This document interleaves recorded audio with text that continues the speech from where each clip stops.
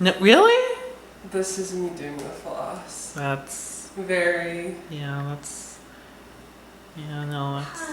Oh wait, I got it. You're a music minor, and this is. It doesn't mean I can dance. No, but it means you should be able to keep time.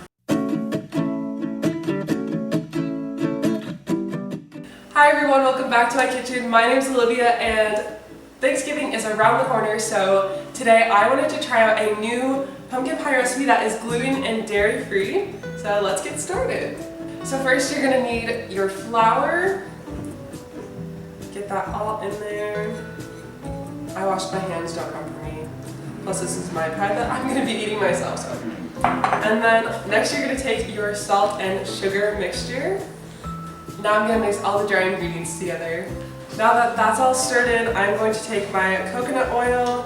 Usually people would use butter in this case, but I'm going to use butter. Give me a sec.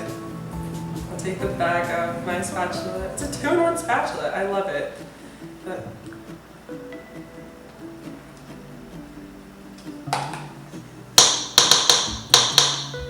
okay. And then you're just kind of going to fold that in. And now that I have this kind of crumbly texture, not all the chunks, like the big chunks, have kind of broken down. So I'm just going to use my hands for this and just kind of really work the oil and the fat in with the flour to just get a better crumbly texture. Okay, so now once your hands look like this, your dough should be just about ready. It's starting to form. It's kind of like a wet sand consistency. Like it'll form together, but it'll also break apart easily. So it's kind of what you're looking for at this stage. So once your hands look as messy as this, your dough is ready, and you're going to take some apple cider vinegar, oops, and some cold water. So the recipe that I'm following right now would you normally have a food processor, but I don't have that, so I'm using this instead with the dough hook attachments. And this really just like combines all the ingredients together and kind of just forms it into a dough. So that's what I'm gonna do now.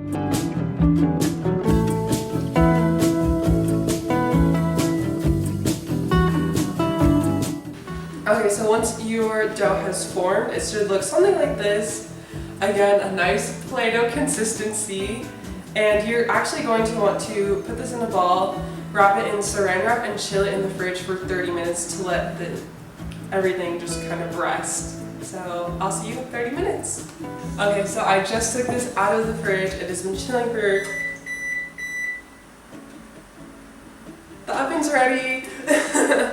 It's been chilling for 30 minutes now, and I preheated my oven to 400 degrees, and I am going to take this giant dough ball and I'm going to cut it in half and put it in these two pans.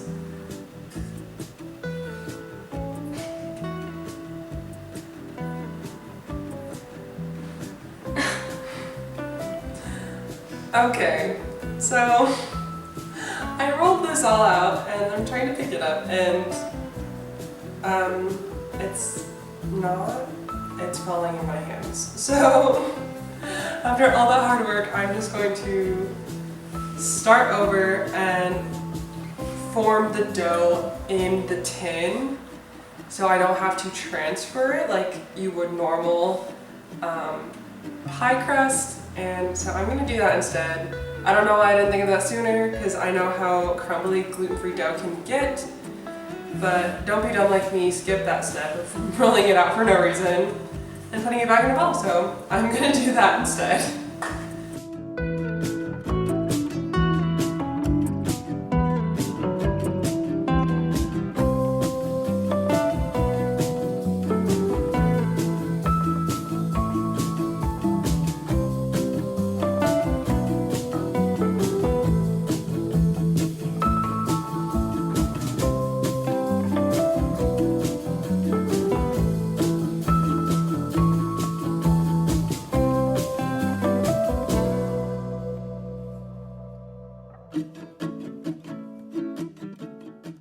Okay, so I'm just about finished with my second pie. As you can see, this worked much better, just kind of forming it in the pan. And it's definitely not perfect, but I tried to make it as even as possible as I could on the bottom, so I'd be able to cook properly. And I also have these beautiful little pie weights that I'm going to use to help me bake this properly. So what I'm going to do now is take both of my pies, and I'm going to place this little parchment paper here and here. And I'm going to put my pie weights in, and then I'm going to bake both of these together. Oh, is that enough pie weights? I don't know how many pie weights I should have to. And for those of you who don't know what pie weights are or have never seen them, it's basically just something that will keep the dough down instead of like poking holes in the dough itself. You would just put pie weights in instead, and people can use rice or beans instead. You don't have to buy these clay pie weights. I just happen to have them. It was a gift from someone. So this is what I'm going to use for this recipe today, and I don't honestly know if this is enough pie weights, but we're gonna see. We're gonna try it out together. So I'm gonna throw these in the oven for 15 minutes and I will be right back. Okay, so while that's baking, I'm actually gonna work on the pie filling itself. So I'm gonna take this pumpkin puree and dump it in the bowl right here.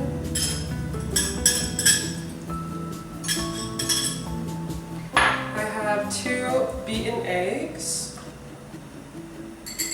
And the recipe didn't really say specifically, just kind of throw everything in and mix it up. So I have my almond milk. I have my sweetener, which I have honey, even though the recipe did call for maple syrup, but honey works just as well. And if you're vegan, you can always do an egg replacer and do agave if you're vegan. So I think that's also just a nice little tip there that they gave. And then I'm gonna mix this together. And then I'm going to take my pumpkin pie spice, which has nutmeg, ginger, cloves, and cinnamon. And I'm just going to sprinkle this in. And make sure when you stir with the whisk, make sure you get everything on the edges. Make sure it's all incorporated and combined. And actually the sugar here is going to be sprinkled on top of it to give it a nice little like sugary crust on top. So I'm going to wait for that. And I will see you guys once the pies are completely done baking.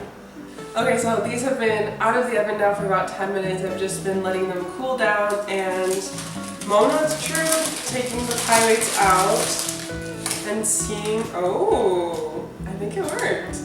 Okay, that's exciting. I'm just gonna put this back in the cup.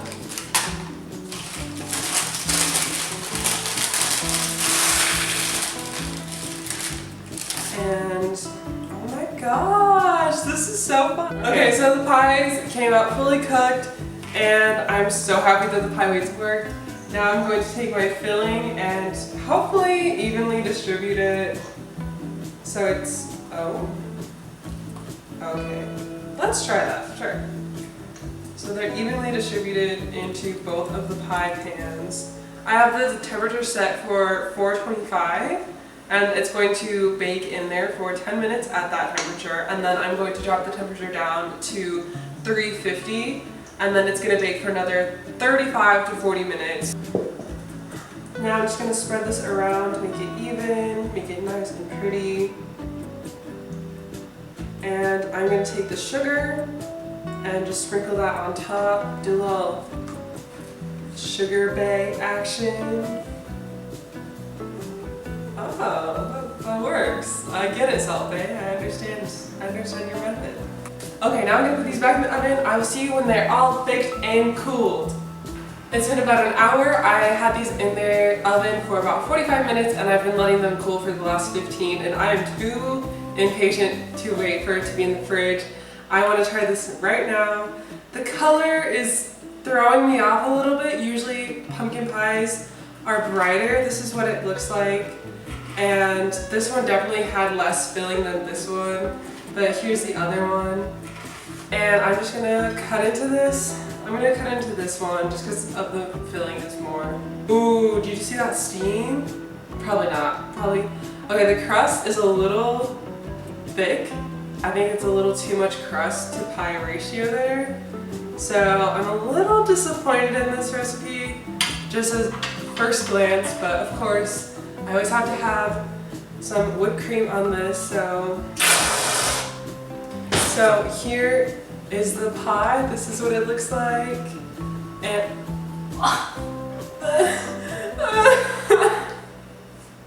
no, not my whipped cream.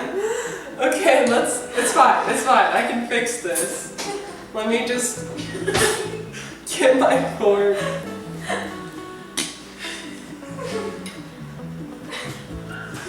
Everyone's laughing. Oh my god. I'm done. You're crying. Okay, see, I fixed it. It's better. It's fine. I'm gonna take a bite, try it out.